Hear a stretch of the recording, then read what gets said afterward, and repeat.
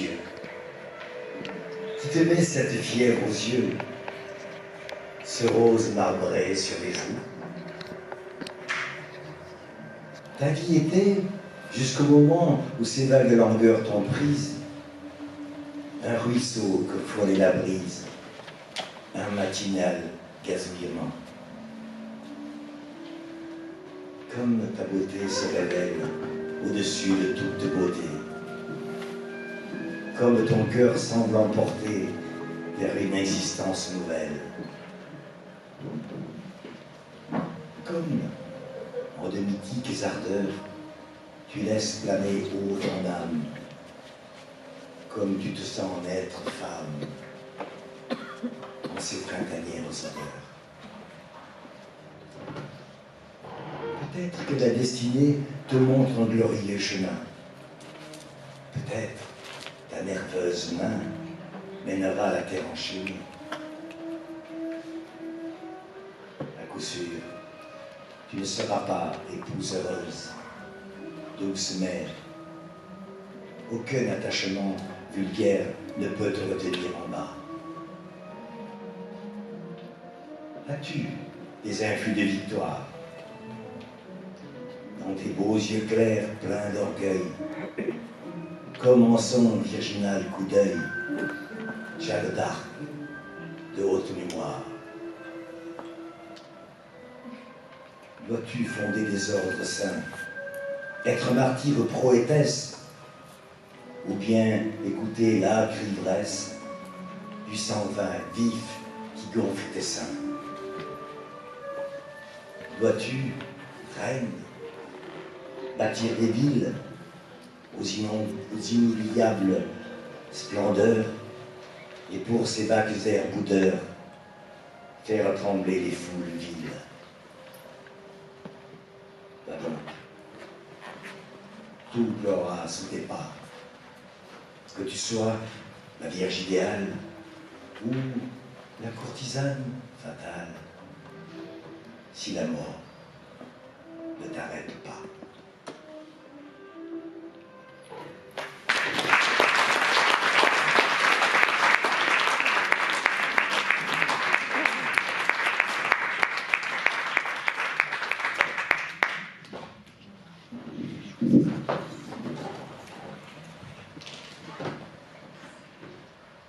Ce que femme veut.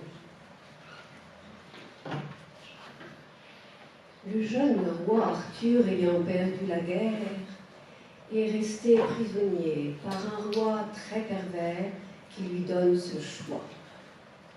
Demain, dès l'aurore, ou d'ici une année, tu seras mis à l'ordre. Tu sauverais ta vie si, pendant ce délai, tu savais décrypter l'énigme qui jamais ne fut élucidée. Tu ferais le serment, si tu ne trouvais pas la solution, d'être ici dans un an. Une année plutôt qu'un jour, le choix est majuscule. Arthur choisit l'énigme. Il écoute incrédule. Que veut femme vraiment? Qui peut répondre à ça? Arthur rentre chez lui, certain de son trépas. Mages et magiciens, savants et charlatans, glosent en ergotant du pourquoi, du comment, mais aucun ne fournit la moindre solution. Arthur sent sur son cou passer comme un frisson. En tout dernier ressort, il s'en va consulter l'effroyable sorcière au fond de la forêt. Laide comme vis, rapace comme un pot. Sa perspicacité n'est jamais en défaut.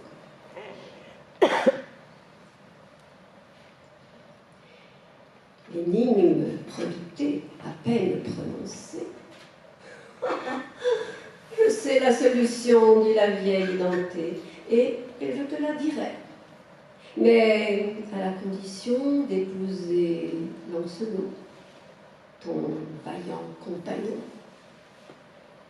Arthur est atterré. Le plus fier de ses preux ne saurait épouser un parti si affreux.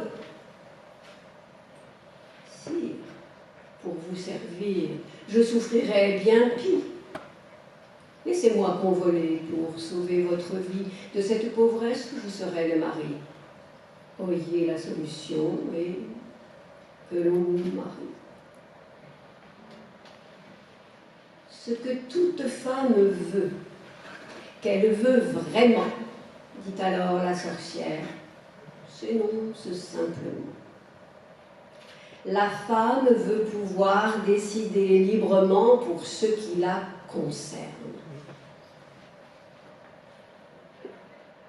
Avec entêtement, les hommes ont de tout temps voulu l'en empêcher.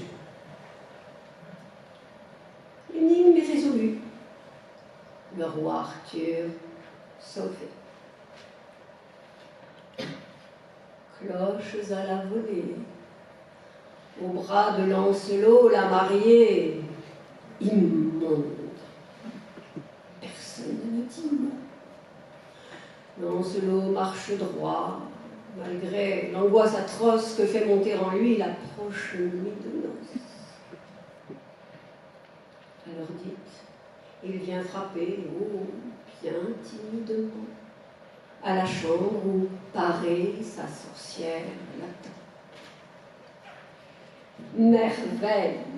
Sur le lit la plus belle des princesses dans le simple appareil que l'on voit aux déesses l'attend. Elle lui dit, mon Lancelot, tu as sauvé ton roi, pour toi je me ferai la plus belle qui soit. Mais ce sera le jour ou ce sera la nuit, ce sera l'un ou l'autre, les deux, je ne le puis. Ni figue ni raisin.